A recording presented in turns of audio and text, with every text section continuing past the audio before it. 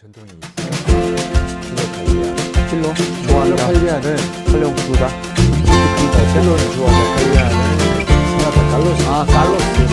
필로칼리아 체질은 이게 자기 15세부터까지 단계 기록인데 주로 동방 정교회에 있는 성인들 한 3주 됐다 그죠? 네.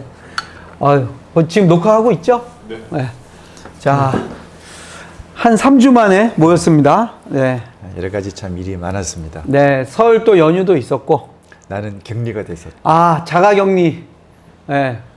실제로 감염이 되지는 전염이 되지는 않았는데 밀접 접촉자. 접촉자. 예. 그래서 하라 그러더라고. 아이고.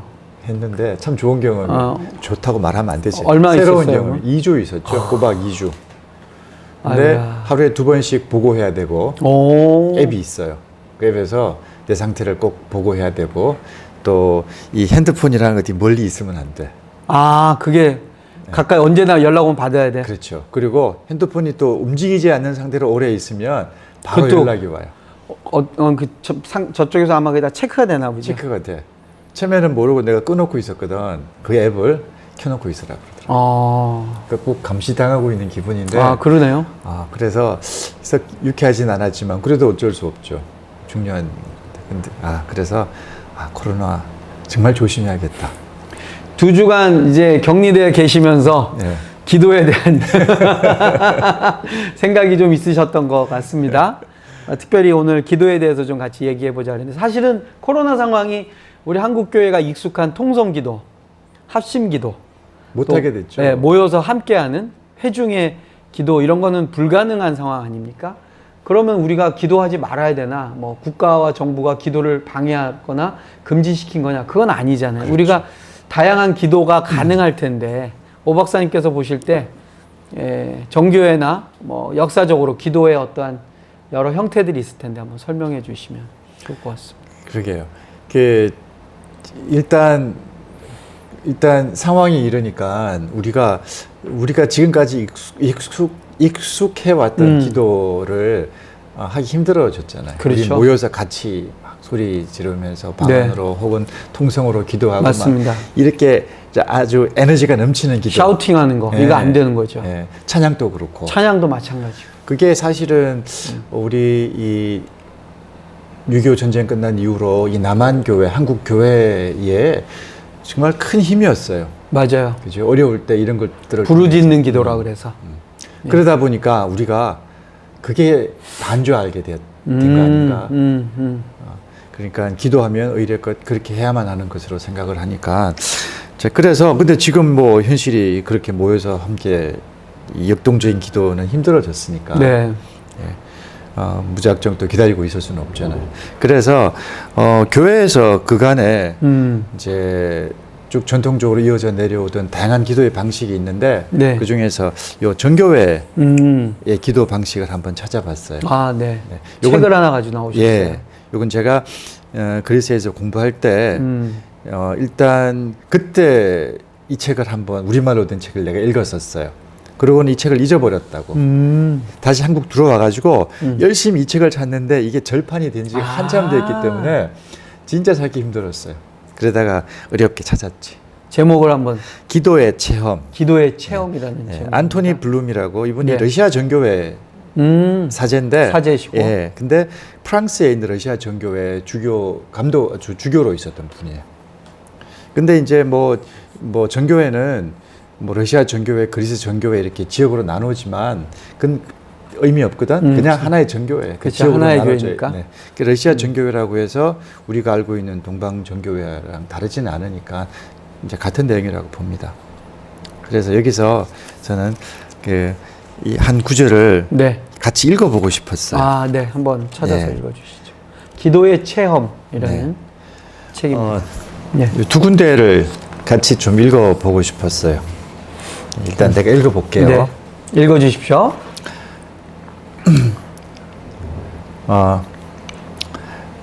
우리는 하루 중 겨우 몇 분 동안만을 그분을 위해 쓰면서 이 시간에 그분이 우리에게 나타나 주시지 않는다고 불평합니다. 그러나 23시간 23시간 반 동안에 아마도 하나님께서 우리 문을 두드리고 계실 때에 저는 너무 바쁩니다 하고 대답했거나 아니면 우리 마음과 의식이나 생활 속에서 그분이 두드리는 소리를 전혀 듣지 못했을지 모릅니다.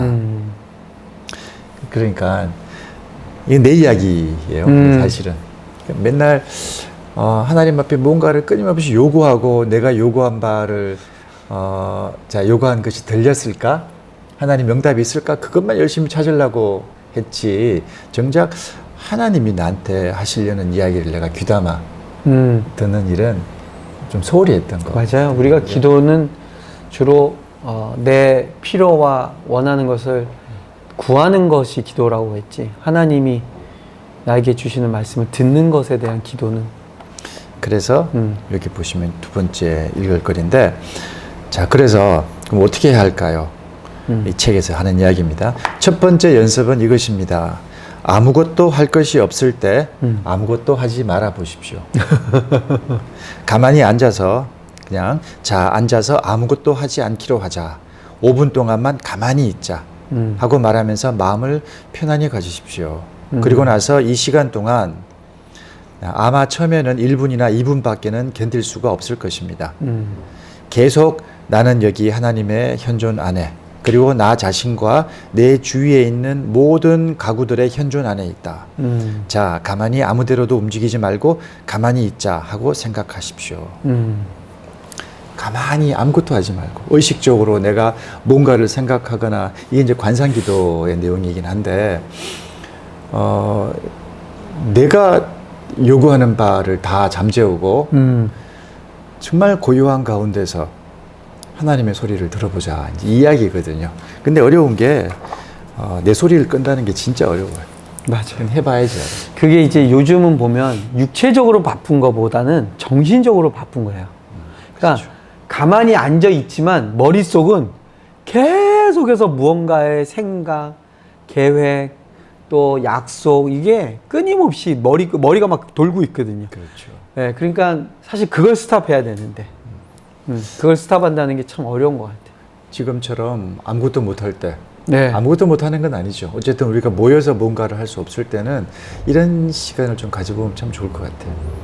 그런 면에서 보면 이제 기도가 어떻게 보면 나의 필요를 계속 아뢰거나 구하는 차원이기보다는 하나님이, 그러니까 이제 조용히 아무것도 안 하고 있으면서 기대하는 건 하나님으로부터 들리는 음성, 그렇죠. 그걸 기대하는 거잖아요. 그것도 중요한 기도다. 네. 그것도 중요한 기도라기보다는 이 사람들의 전통 속에서는 그것이 기도라고 그것이 기도다. 예, 그것이 기도라고 생각하는 거죠. 평정, 고요함과 평정을 유지하는 것. 그러니까 내 머릿속에서 나한테서 나오는 소리를 다 잠재우고 오로지 하나님의 소리를 들어보려고 하는 의식, 노력인데, 이제 이 책에서도 그래요. 안 들릴 수도 있다. 그렇죠. 맞아요. 안 아무리 들릴 수 있죠. 노력해도 안 들릴 수가 있다. 그것도 받아들여요. 그러니까 사실 이제 그동안 우리의 기도의 형태나 영성 훈련의 형태가 부르짖고 같이 모여서 힘을 모으고 네, 그런 차원이었다면 지금의 상황은 굉장히 개인적이고 고독한 상황을 만들어진 거잖아요. 그렇죠. 근데 그것이 이전의 것을 못한다는 어떤 불편함이나 속상함의 차원으로 보지 말고 이 기회를 오히려 다른 기독교 전통 속에서 나오는 기도를 배울 수 있는 기회로 삼는다는 거 굉장히 좋은 의미라고 네. 저는 생각이 됩니다. 근데 이런 기도가 주는 유익은 어떤 면이 있다고 오 박사님 생각하세요?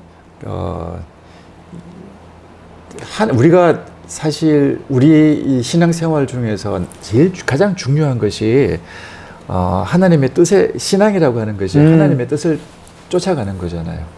그러려면 하나님을 우리가 우리 삶 속에서 분명하게 이제 하나님이 계심을 우리가 느껴야 되는데 또 알아야 되는 거죠. 네.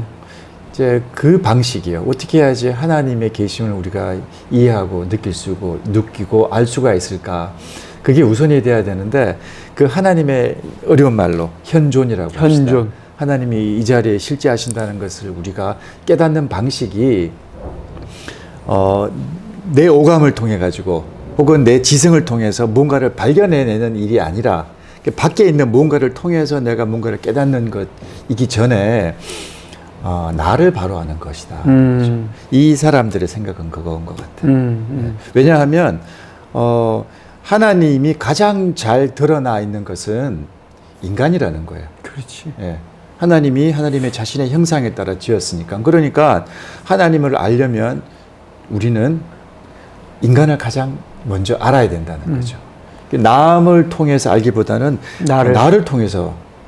그러려면 내 속을 들여다봐야 되는데 자기를 성찰하고 자기를 이해하기 위해서 내가 무엇인가를 이해하는 것이 하나님의 현존을 이해하는 첫 번째 걸음이라는 거예요. 사실 우리가 그동안의 기도들은 왜 그런 기도를 드렸을까 생각해 보면 나를 돌아볼 수 없을 정도로 절박한 상황, 문제, 그리고 우선은 하루하루 이렇게 헤쳐나가야 될 일들이 너무 많았잖아요. 그러니까 그런 것들을 좀 하나님 좀 헤어나오게 해달라고, 그런 고통에서부터 좀 우리를 벗어나게 해달라고 할 수밖에 없으니까 그랬는데, 지금은 이 상황이 어떻게 보면 그걸 우리 힘으로 할 수 없는 상황이기 때문에 오히려 이제는 좀, 그리고 이제는 우리 자신을 좀 정말 하나님이 나에게 주신 말씀과 음성을 듣는 시간이 필요하다는 생각도 저도 들어요. 이열치열이었던 것 같아요. 이전에 우리의 신앙이라면 방금 말씀하신 것처럼 너무 힘들었어. 네. 그러니까 똑같은 강도로 그걸 극복해 나가게 하셨던 것 같아요. 그래서 또 그런 생각도 들어요. 어느 순간 보면 우리가 그런 기도 드렸던 제목들을 하나님이 다 들어주신 것 같아. 살만해졌고요. 풍요로워졌고요. 그 다음에 윤택해졌어요. 그런데 여전히 우리는 그러면 이제 자기를 돌아보는, 또는 하나님 나에게 주신 음성을 듣는 것보단 더 윤택한 거, 더 풍성한 거, 그런 걸 자꾸 바라면서 여전히 부르짖고 있으니까 하나님 이제 그만 부르짖고 내 말을 좀 들으라 해서 코로나를 주신 건가? 이런 생각이 듭니다. 그러니까 지금은 저도 요즘 이제 혼자 침묵하는 시간을 좀 많이 갖게 돼요. 여기 와서도 그냥 혼자 가만히 있어요. 뭘 안 하고. 안 하면서 주님이 앞으로 저에게 남은 생을 어떻게 살라고 말씀하시는 건가 묻게 되고, 그런 시간을 이제 갖는 것이 저에게는 요즘에 얻게 되는 유익이라고 저는 생각이 좀 됩니다. 그러니까 그 시대에는, 그때는 그런 기도가 우리에게 필요했던 것이고, 그죠? 하나님이 또 그렇게 기도하게 하시고 또 들어주셨으니까. 오늘 목사님 갖고 오신 책에도 아까 잠깐 이야기해 주셨는데 너무 재밌더라고. 지금 보면 웃기는 이야기야. 그런데 그 당시에는 정말 진지한 기도였을 거예요. 그죠? 예, 오늘 오 박사님이 말씀해 주셨는데 이게 프로테스탄트의 기도라고요. 마틴 루터가 여기저기서 기도한 내용들을 모아가지고 냈어요. 그래서 우리 루터교회 최준 목사님이 엮으시고 옮기셨다 이러는데 재밌어요. 여기 되게 재밌는 게 교황을 향한 증오의 기도. 근데 이게 보면 배경이 나오거든요. 루터가 선제후령 작센의 귀족들과 목회자들이 모인 자리에서 자신이 병으로 곧 죽게 될 것과 교회와 가정을 돌봐달라는 부탁을 한 뒤에 자리에서 일어나 손으로 성호를 그으며 주위에 모인 모두를 위해 이렇게 축복하며 기도했다 그래요. 그래서 기도의 내용이 뭐냐? 주님, 이 자리에 모인 모든 사람에게 당신이 내려주시는 복을 채워주소서. 또한 이들에게 교황에 대한 증오를 충만히 채워주소서. 이런 기도를 드려요. 저는 그리고 또 하나 여기 이 기도 아주 루터의 기도는요 되게 디테일해요. 본인의 변비를 위한 기도도 있습니다. 네, 변비가 너무 고통스러워가지고. 그리고 여기 군주를 위한 기도도 보면요, 이게 왜 그러냐면 이제 자기는 어차피 성직자니까 자기는 원래 가난했고 더 잃을 게 없다 이거야. 근데 자기 때문에 황제를 거역하고 교황의 권위를 대항했던 이 작은 군주들, 영주들은 위험을 닥치면 정말 다 뺏긴다는 거죠. 그래서 이 군주들을 위해서 기도를 합니다. 근데 이 기도의 내용이 이런 게 있어요. 저는 진실로 거지입니다. 가진 게 아무것도 없으니 잃을 게 무엇이란 말입니까? 그러나 군주와 영주들은 다릅니다. 그들은 그리스도의 이름을 위해 자신의 명예와 주권을 잃어버릴 각오로 위험을 무릅쓴 것입니다. 네. 그들은 모든 것을 던지고 신앙의 고백을 따라 자신과 가족, 영지를 위험 한가운데 던졌습니다. 이것이 황제와 교황을 두렵게 만들었지요. 그러니까 이제 어떻게 보면 종교개혁자들의 그 서포터들 있잖아요. 그러니까 요즘으로 말하면 크리스찬 기업인들, 비즈니스맨들, 그죠? 이런 분들은 신앙으로 살기로 각오하고 믿음으로 결단하고 가는데 어려움이 많잖아요. 그러니까 그런 분들을 위한 중보의 기도도 굉장히 강렬하게 루터가 했더라고요. 그래서 저는 중요한 거는 오늘 이제 오 박사님하고 얘기하면서 느끼는 게 진짜 이 코로나의 상황에 어려운 자들을 위한 중보의 기도를 우리가 정말 해야 되고, 그리고 더불어서 이렇게 고독하게 또 홀로 여럿이 모이지 못하는 상황이 오히려 하나님의 음성을 좀 듣는, 정말 오늘 이 기도의 체험처럼 이러한 기도들도 우리가 배울 수 있는 좋은 기회가 됐으면 좋겠다는 생각이 들어요. 네.